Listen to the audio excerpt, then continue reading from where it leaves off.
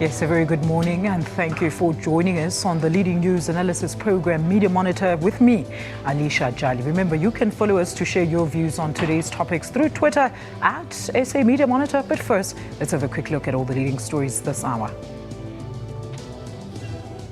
Police Commissioner General Riah and Police Minister Nkosinathi Nhleko will host a National Commemoration Day event in Pretoria today. Now this is to remember the fallen heroes of the South African Police Service. We will be crossing live to our reporter Criselda Lewis later on in the program to give us more information on this event. Professor Jonathan Jansen says management at the Stellenbosch University should accommodate students to accelerate transformation at the institution. And Bafana have lost 3-1 to Mauritania in their second 2017 Africa Cup of Nations qualifying match last night. The radio news is currently leading with the following headlines this morning. Reserve Bank Governor Lesetja Kganyago says a further depreciation in the value of the rand is not necessarily a bad thing. He was speaking on the sidelines of the G20 finance ministers meeting in Ankara in Turkey. Parents of learners at Roodepoort Primary School west of Johannesburg still have reservations about the principal and a deputy returning when the school reopens this week. And newly elected ANC Youth League President Colin Maine's home village of Mateng in the northwest is abuzz with activity. Western Province left it to the final 20 minutes to score 3 tries and claim a 33-15 bonus point victory over the Griquas yesterday evening at the Absa Currie Cup clash at the Newland Stadium. The victory has lifted Western Province to third on the log on 15 points and 2 more than the Sharks.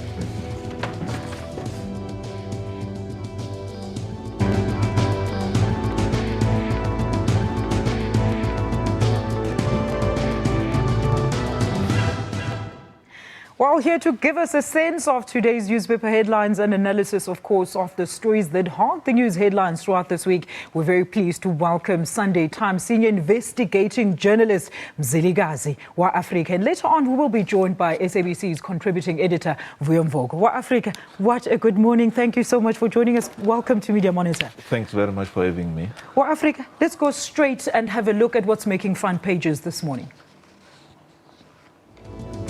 The Sunday Times' top stories about South Africa's dual citizenship policy, which is under scrutiny. The Sunday Independent is a story about President Jacob Zuma calling for unity and loyalty at the ANC Youth League's Congress.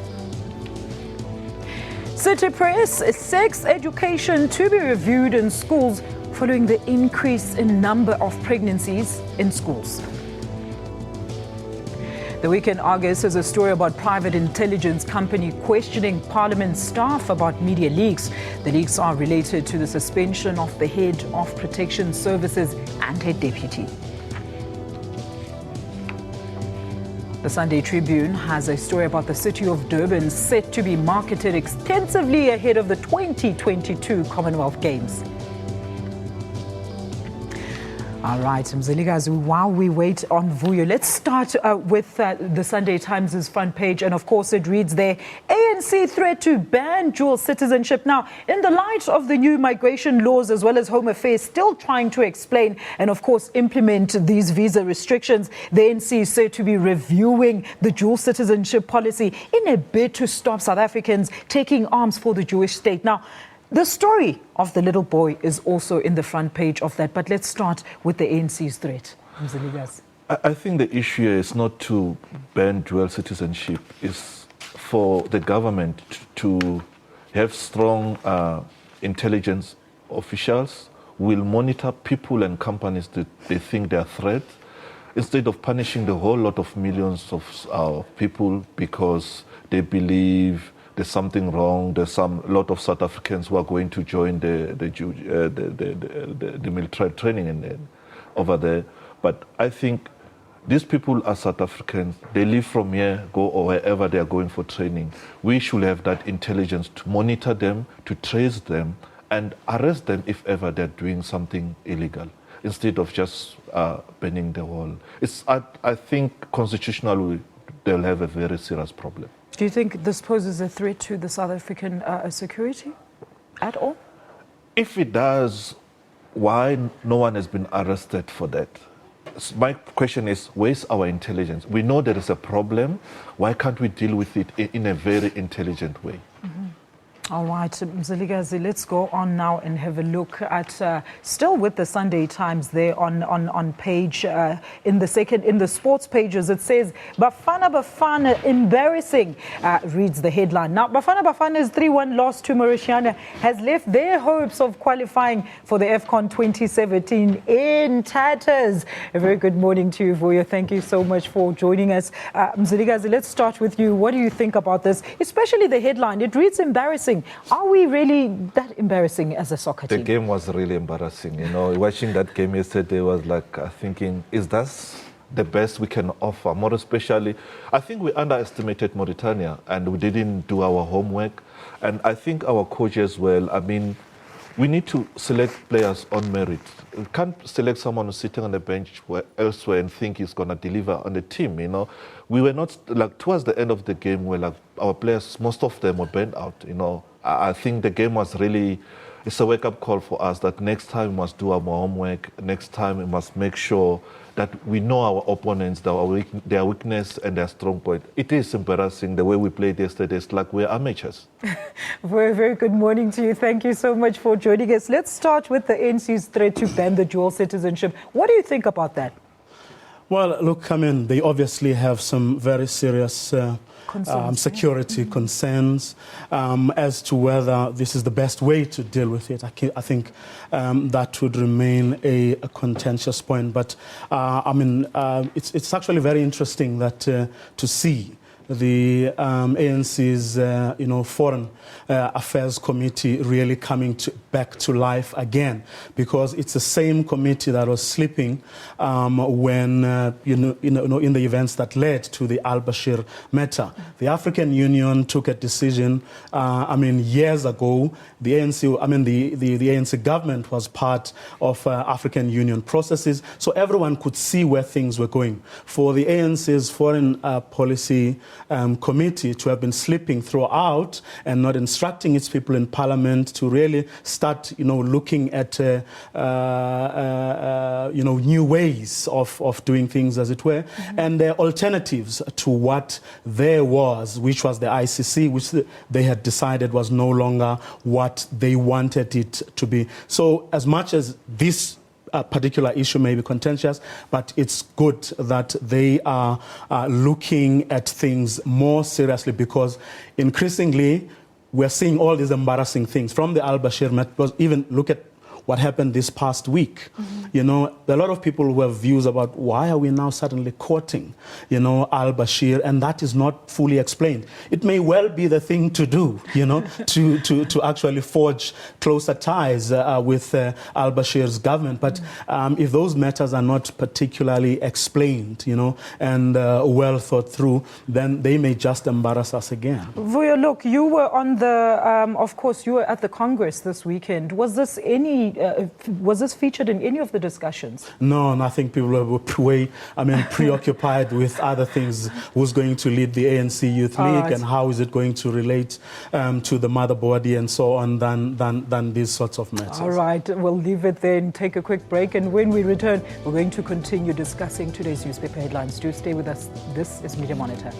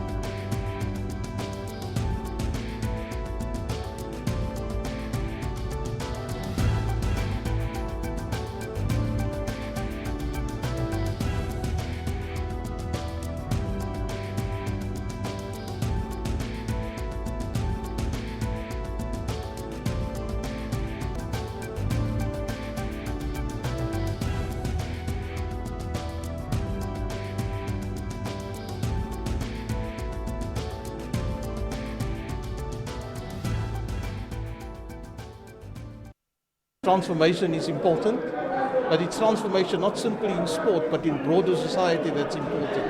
And what we hope to do here was to address the question, the imbalance in society, the constitutional imperative to begin to address the imbalance. To begin, I say, because we're far from reaching a nation in which all people are equal, the majority of people are equal.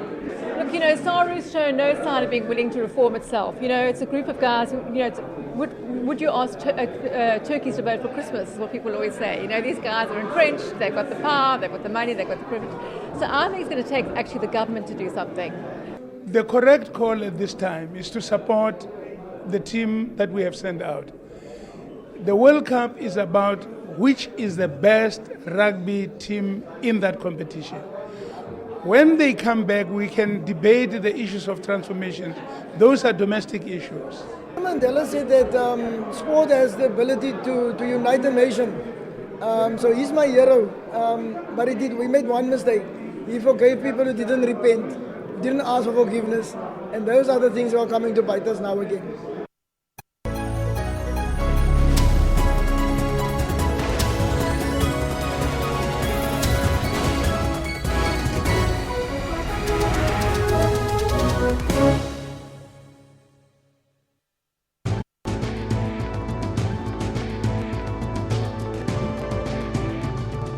Welcome back to Media Monitor. If you've just joined us, our media experts today, I'm Ziliga Ziwa Africa, as well as Vuyo Mvogo. Gentlemen, let's now move on to the City Press and have a look at the front page. There it reads, teen pregnancies hit 99,000 a year. Now, in a shocking revelation by City Press, 99,000 girls fell pregnant in 2013 of the school calendar, an increase from 81,000 the previous years. Now, panel, if it's not violence in schools, it's pregnancy. I just want to know, when is the real issue going to be addressed? That is education. Ziligas, let's start with you. I think the issue here should start at home. Are we as parents speaking to our kids about sex? And also to review sex education at school. If we need it, are we that aggressive? Are we teaching the kids protection, everything they need to know? Because some of them, they're experimenting because parents are too shy and too scared to talk about sex with their own kids. I think that's where the problem is. If we fix it at home, I think the school will just take it to another level. It's not part of a school curriculum. I think Zilias is right. I mean, it's the primary responsibility rests with the parents who should be dealing with that. And given our history, where, parents were never really open to their kids about sex and everything, that's linked to it. Now, add to that, there's a lot of people, and this is I'm not taking a swipe at religion, but there is that dimension as well where many churches are taking a very conservative view of sex and talking about sex, and that just adds to the problem.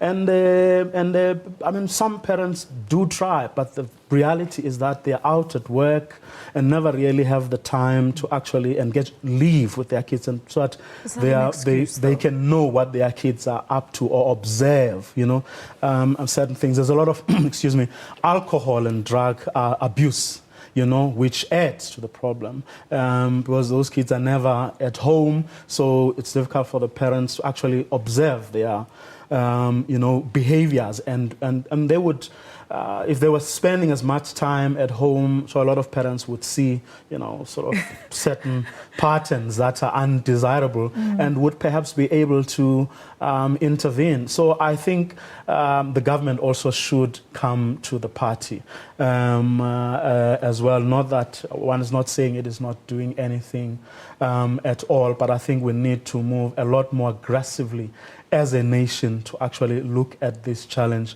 from all possible angles. And the MEC, as you rightly mentioned it, Ziliga, the MEC alludes in that very same article into re-looking, sex education in schools. But will that aid the problem, really? You see, as you said, it begins at home. It should begin at home. As long as parents are still telling their kids that kids come from a rainbow and stuff like that, that's where the problem is. We must sit down with our kids, tell them the truth, the pros and cons. Tell them, my son, my daughter, if you do this, this is what might happen to you. And we must tell them the truth, because we need to build them. When they get into having sex, they need to know what's in store for them. Instead of them saying, we just want to experiment and see what will come out of it. Because good things are not going to come out of there. All right, let's move on now and have a look at still the same paper, City Press, on page 13. A new wave of activism at universities has led to black students demanding transformation and calling to resolve issues of racism, exclusion and culture. What do you think about that, Phiyega? Well, I mean, what is happening at universities now is actually very, very interesting.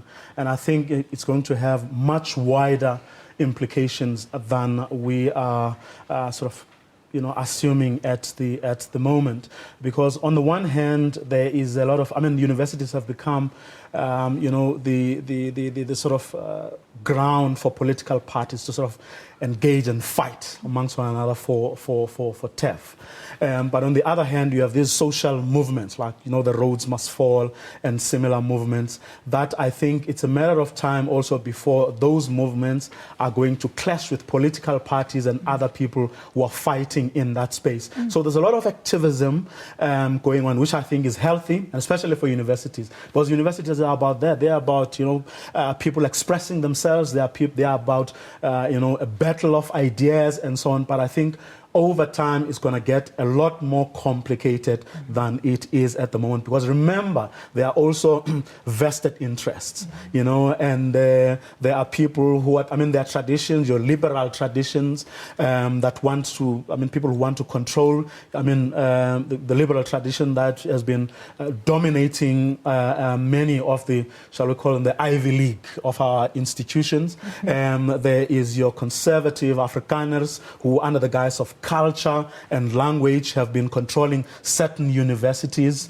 like your Stellenbosch's and your Potchefstroom's, and you have other institutions like your North, which have had particular traditions, and there's a fight now over that. You have institutions like Forte that are now SRCs under the control of the DA. These are the institutions that have given us your Nelson Mandela's, your Robert Mugabe's. So there's a lot of activity going on there that I think over time is going to actually result in something I think we haven't seen before. And I think it's good on the one hand, but badly managed, it may just turn out, you may see pockets of violence. You've already seen that over the past couple of months during the, in the run-up to elections, SRC elections, where people are, hurling insults and stones even at each other, EFF versus the ANC and so on. So there's a lot going on there that I think is being undermined at the moment. All right, let's move on now and have a look at the Sunday Independence front page. There it says,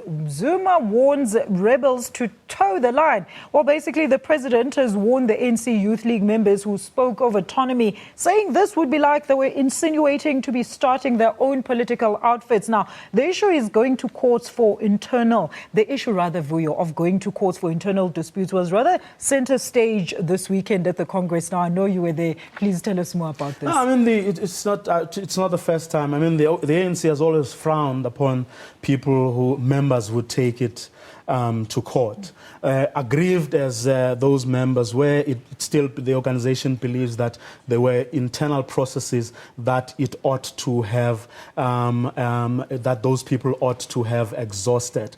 And I think, though, that what is being missed is that there were very specific allegations that were made. Although the ANC was quick, in line, of course, with, as I say, with a position it took a long time ago, those people were aggrieved and believed that they were supposed to have exhausted internal processes. But the ANC also didn't move with speed to actually allay the fears or to debunk some of the myths it says were there, or to deal with the perceptions. Serious allegations were leveled against provincial chairpersons of the organization. And if you look at the outcome of this particular Congress, it actually says or suggests that everything that was said was in fact true.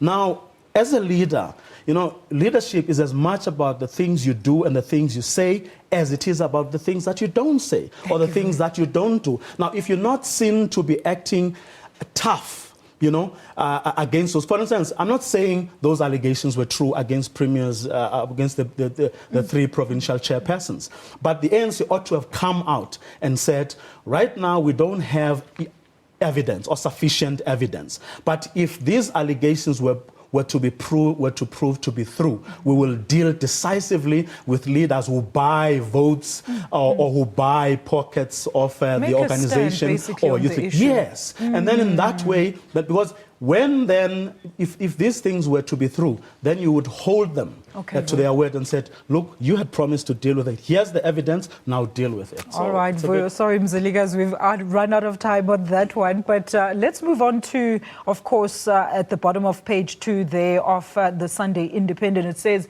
315 days on and no shed of light on Meyiwa's death. Well, basically, basically the story says it all. 315 days on, and nothing has been said about the murder of Senzo Meyiwa. But this article is recounting how little is known about what led to the Bafana goalie's murder. Mziligas.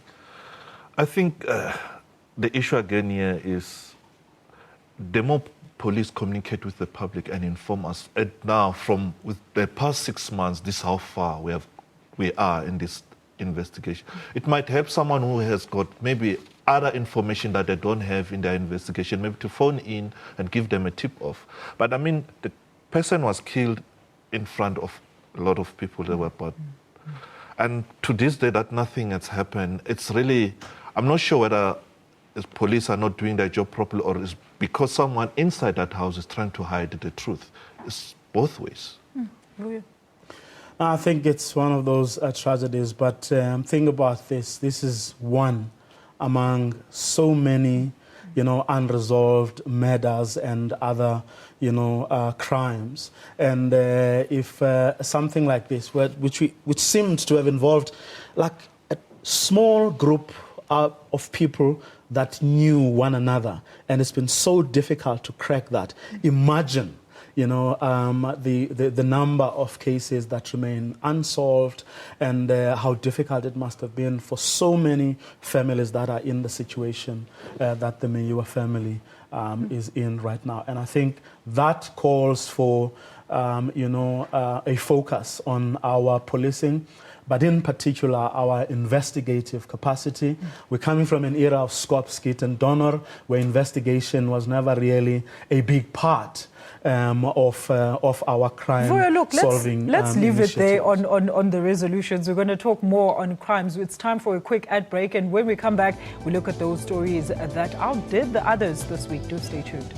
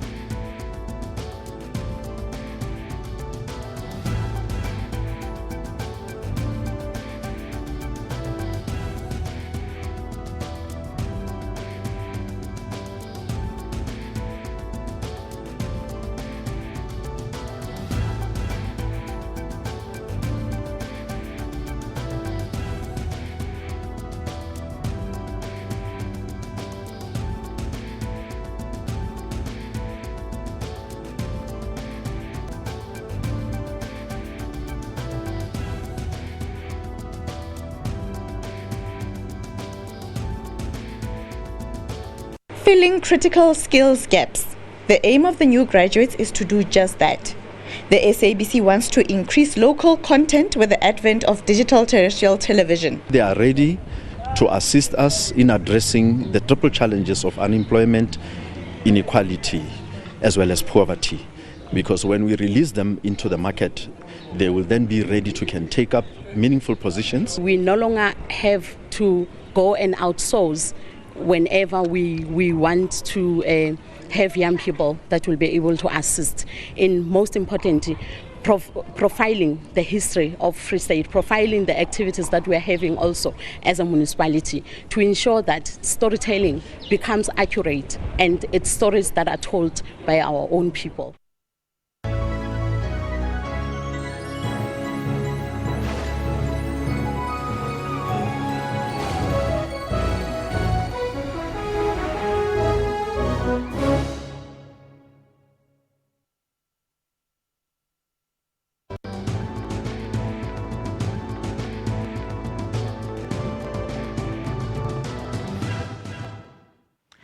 Welcome back to Media Monitor. We now cross live to the Union Buildings where our reporter on the scene, Griselda Lewis, is there. She is about to tell us about the annual day of commemoration for the police that have, of course, perished in the line of duty. Griselda, a very good morning to you. Thank you for joining us. Please give us a rundown of the atmosphere in there. Well, a very good morning to you, Alicia. And as you said, we're broadcasting live from the lawns here at the Union Buildings in Pretoria on this, the 2015 commemoration of the fallen heroes in the South African Police Service. You would know the staggering numbers, Alicia, of on-duty and off-duty police officers that have been killed in 2015 from the 1st of January till the end of August. You know, the staggering number sits at 58 of the men and women in blue who have been killed on and off duty. So essentially what will happen here today is a commemoration of those individuals that selflessly gave of their time, of their careers, of their families as well, and died in the line of duty, trying to keep our streets safe, and those who gave so much to ensure that you and I can sleep quite well at night. And what's expected to take place here this morning is that President Jacob Zuma is expected to be in attendance here, the Police Minister Nhleko, his Deputy Minister Ms. Nkosinathi, as well as the Commissioner Riah as well. All we're expecting to denounce the killing of men and women in blue. And we've already heard from President Jacob Zuma when we saw a spate of those killings taking place, where he had denounced these killings, calling on more to be done to ensure that police officers in this country are able to do their duties without being ambushed by, if I may, by criminals on the streets of South Africa. So essentially that's what we're expecting to take place here this morning. Quite a number of police officers are also in attendance towards the left of me. Thousands of police officers are expected to gather here together with the political heads, of course, to come and pay tribute to these fallen heroes. Thanks for that. That's Griselda Lewis, live to us from the Union Buildings at the commemoration for the police officers who have lost their lives in the line of duty. SABC News will be carrying that broadcast live, so you have to stay tuned. Let's move on to stories on the week now. Still on police issues, the SAPS is confident that a task team formed to curb mall robberies is winning the battle. Now, this comes after a number of successful arrests this week, where 11 suspects have been arrested and police managed to stop 2 armed robberies in Gauteng malls. Sunday Times on page 6 also looks at the successes of police in curbing and tracking online child sexual exploitation. An FBI spokesman said that the recent successes by the South African police against these crimes is unprecedented in the African continent, adding that the FBI will continue working with the South African authorities in what is a fruitful relationship. Gentlemen. I think it's about time that the criminals are being taken head on. They've been running around robbing, more especially targeting malls and shooting innocent shoppers. I think whoever came up with the idea of starting a task force to dealing strictly with the malls and stuff like that, it was a brilliant idea. And I think also as a community and citizen, if we suspect and see something, that we see some guys suspicious in the parking lot and we think there might be, it's good that we give a call to the mall management or 10111 or whatever, because that's also help. Look, some of the syndicates are actually known, or the people, they sit and drink and socialize among communities, and people know where they get their money from. And those are, the sort of, that's like the low-hanging fruit, the things that I mean, if crime intelligence was to do its job, if these task teams, or you set up like little teams that are effective and that focus on this crime, we're on the way there. And I don't think it's that difficult. But I think what is not helping, or what hasn't helped us, especially over the past few years, has been, you know, the squabbles at the top echelons of the police, because you know, a lot of these things are not that difficult, but it's just that, I mean, when the eyes are taken away from, you know, where they should be focusing, and then, you know, criminals have a field day. Let's talk about the commemoration, Mziligas. What do you make of it? Especially at this time, and we've seen the violent crimes against police as well this week, and also police crime on citizens. It is said that our officers get killed, some of them in the line of duty, some of them off duty, while they are trying to serve and protect the people. I think there should be harsh sentences to anyone who would be found guilty of doing such, like killing a police officer or attempting to kill one. I think the more harsher we are, I think the next person, the next thug will be scared to say, if I do this, what if I get sentenced, you know? Make them feel the heat. All right, and that's where we leave it on that story. Let's move on to another story now. In a bid to avert job losses in the mining sector, government introduced a 10-point plan. Now, this plan aims, among other things, at improving productivity and reskilling of workers. Gentlemen, do you think this is a viable solution? Well, let's start with you. I mean, these have always been the issues that have been raised. I mean, big business has raised the issue of productivity, you know, the affordability of labor, increasing wage demands, and so on. But I think after a while, I think labor has woken up to the reality that job losses are an eventuality. So, and I think tough as it may be, I mean, for them, they've had to accept the reality that unless they too compromise, it's going to be, I mean, it's going to be a lot trickier, and they will be in a much more disadvantageous situation unless they cooperate, which is quite interesting. But I'm not too sure if you know, big business is prepared to sort of make similar compromises. For as long as we are seeing the kinds of salaries that CEOs and other executives are taking, the profits that they are making, I don't think there's there's a corresponding commitment on the part of big business, and that is going to be a sore point. But Mziligas, isn't this a positive step then by government? It is a positive step, but again, the issue that Vuyo is raising. Every year, the CEOs declare that they've made so much profit, and the workers who are going deep down there to try and get that diamond, that gold, that platinum, they look at their salaries and they start crying because it doesn't even come closer to that. I think they should at least try and make sure that their workers are happy, so there will be productivity. Productivity, thank you so much. Now, still on labour issues, the Northwest government has found 36,000 ghost workers in the province. This corruption practice has cost the provincial government billions of rands. While 36,000 ghost workers, does that mean that the people that are paying are not even checking up on the staff after time for you? Baffles me. It's a shocking issue. And you ask, how does something like this go unnoticed for so many years?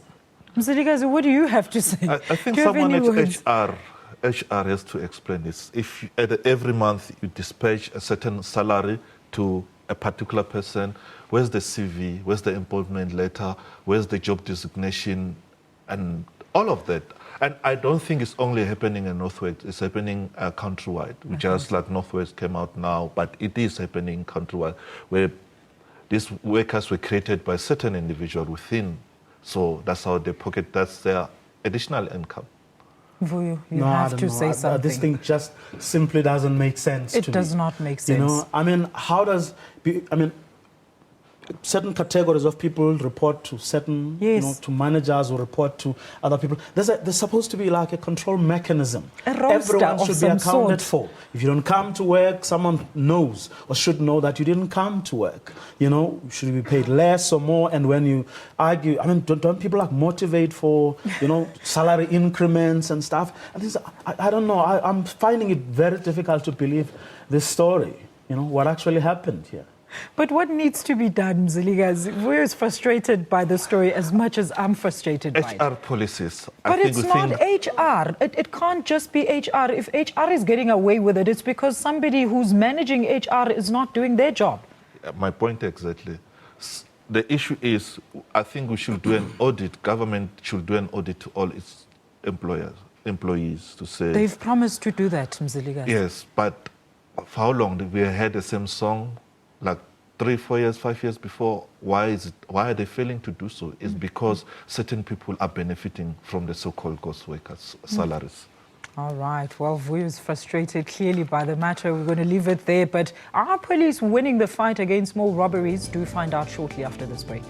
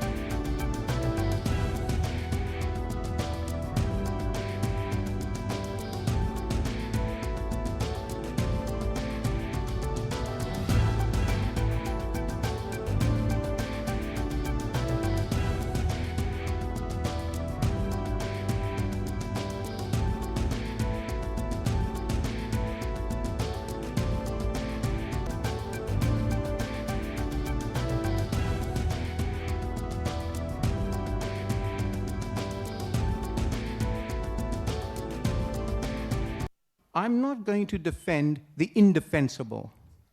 Racism, discrimination, human rights violation, exclusion, marginalization. These things are all wrong. End of story. Except what is wrong, we must be fixed. And we are attempting to do exactly that. We have in the new policy chosen 2 languages and given them exact equal status in the new policy, Afrikaans and English. And in the policy, we've also explained how our institution shall make and is making a contribution to isiXhosa as a developing academic language.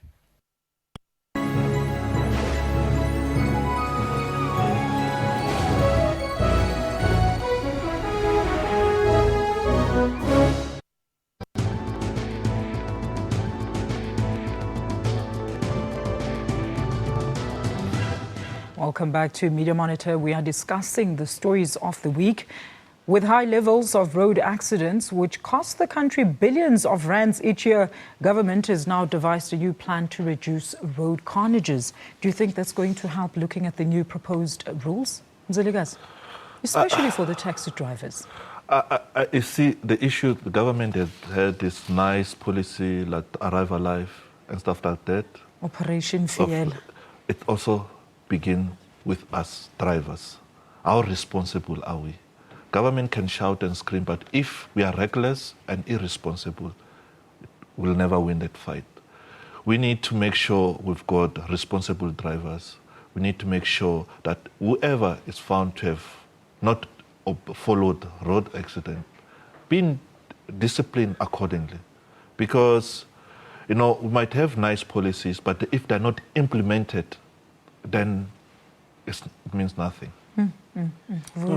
Well, what Mr. was saying is true. I mean, every Easter, there's a campaign that's being launched. Every weekend, when we have a high death toll, it becomes another wake-up call.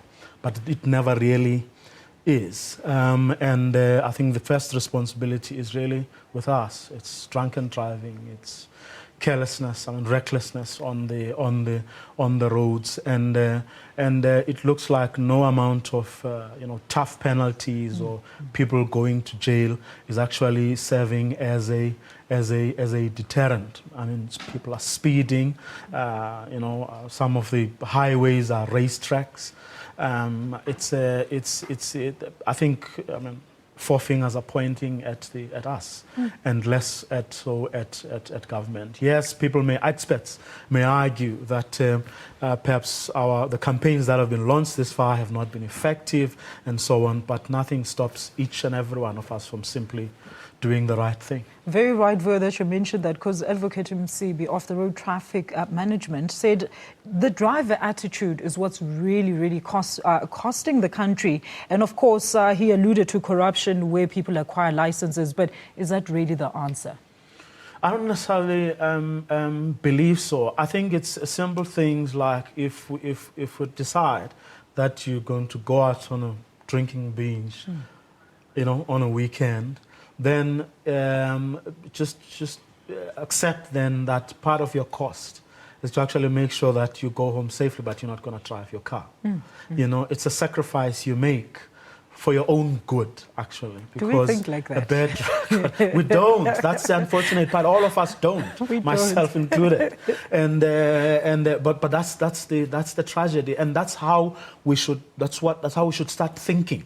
That as part of your budget for whatever, it is making sure that, one, I get home safely, I don't endanger my own life, but also don't endanger the life of others, and it means that there's a cost to that. All right, and you can also be put behind bars for a very long time. Maybe harsher sentences and will actually... it may just damage you for the rest of your life. Absolutely. All right, that's where we leave it with those stories of the week. Now it's time for an update on continental as well as global news of the week. Let's start with the migrants. The European migrant crisis deepens as the number of deaths continue to rise at an alarming rate. The experts say the influx has strained the European Union's asylum system to breaking point. And this has already started to sow divisions among its 28 nations and feeding to the rise of right-wing populism. Meanwhile, South Africa is set to deport more than 2,000 Angolan refugees following the withdrawal of their refugee status. Refugees from 3 other African countries are set to follow soon. Government says the decision is in line with the new strategy to repatriate refugees once peace and stability has returned to their countries. Why is Europe calling these people migrants and not refugees? Mr. Ligas. It's, coming from our history, where most of our brothers and sisters were out there in those countries and they were treated fairly and they were not called names like we are doing this time around.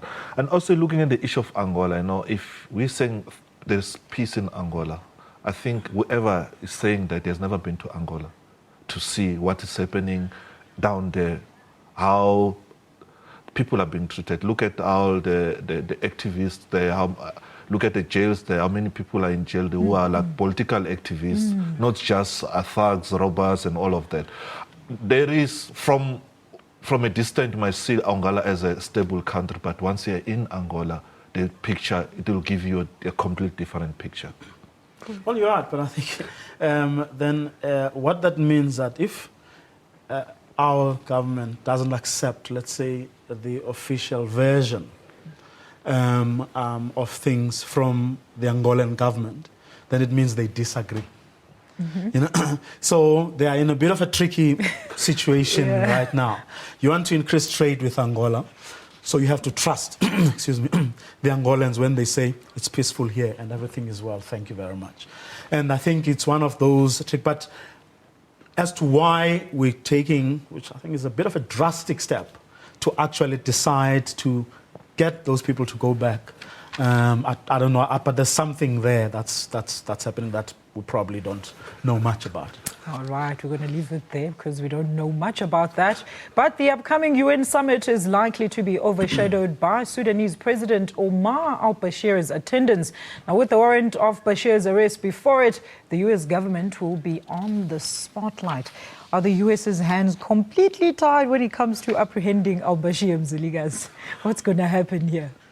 I think this will be a very good test for the U.S. government, because I think the law says all the guests, UN guests, when they arrive in America, they should be escorted by American officials. Yes. So we need to see who's going to escort al-Bashir. Are they escorting him to jail or to the UN headquarters? It's going to be a very tricky one. Well, signatory to the Roman statutes or the ICC thing, so they have no such obligations. I don't know. But what do you think? What do you see happening there? So you don't think they'll arrest him? No, I don't think so. But they wanted South Africa to do that. But let's look at the controversy left. It points to the hypocrisy of that system.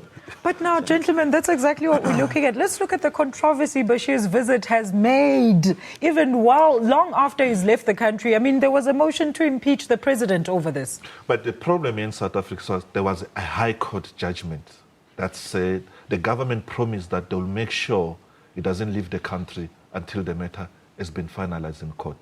Then he left before. That's where the problem was. And for a country that is a signatory to the Roman statutes, to the ICC provisions and all of that stuff. So we complicated this thing ourselves. And if you remember where I started when we were talking about the dual citizenship thing, it was a lack of leadership had a lot to do with it, because we should have foreseen that, and we would not have been, we would not have embarrassed ourselves the way we did. And this man, Obed Bapela, did admit to that. He's the chairperson of the ANC's Committee on Foreign Relations, that had they acted sooner and earlier, we wouldn't have embarrassed ourselves. And that is where the problem was. That's where the problem was. And that's where we'll leave it. And let's now have a look at what the people at home are saying on today's topics on our Twitter page. Lungile Majola says, let's just wait and see really if any good and positive will come from these guys. Hopefully they'll do good. Vusi Chauke says he should give the youth a chance. And of course, Alex Kwame says the rot accountants and some rot bank officials knew something about it. It happened to Ghana government years back.